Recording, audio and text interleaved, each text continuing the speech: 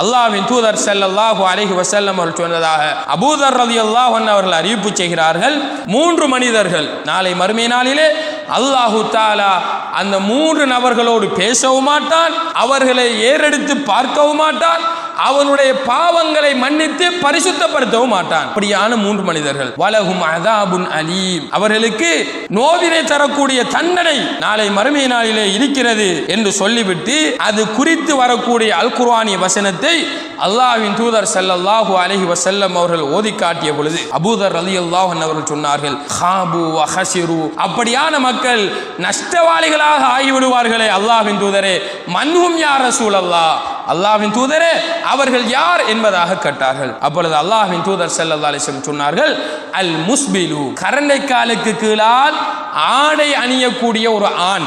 பெண்கள் அணியலாம், கட்டாயம் அவர்களுடைய பெண்களுடைய கால்கள் வெளிப்படக்கூடாது. ஆண்கள் கரண்டைக்காலுக்கு மேலால் என்ன செய்ய வேண்டும்? ஆடை அணிய வேண்டும். யார் கரண்டைக்காலுக்கு கீழால் ஆடை அணிந்தார்களோ அவர்களை அல்லாஹு தஆலா ஏறெடுத்தும் பார்க்கவும் மாட்டான், அவர்களோடு பேசவும் மாட்டான், அவர்களை பரிசுத்தப்படுத்தவும் மாட்டான். இரண்டாவதாக அல்லாஹ்வின் தூதர் சொன்னார்கள், அல் மன்னான், உதவி செய்துவிட்டு தர்மம் செய்துவிட்டு சொல்லி காட்டுபவர். அவரோடும் நாளை அல்லாஹு தஆலா என்ன செய்ய மாட்டான்? பேச மாட்டான், அவரை ஏறெடுத்து பார்க்க மாட்டான், அவருடைய பாவங்களை அல்லாஹு தஆலா பரிசுத்தப்படுத்த மாட்டான்.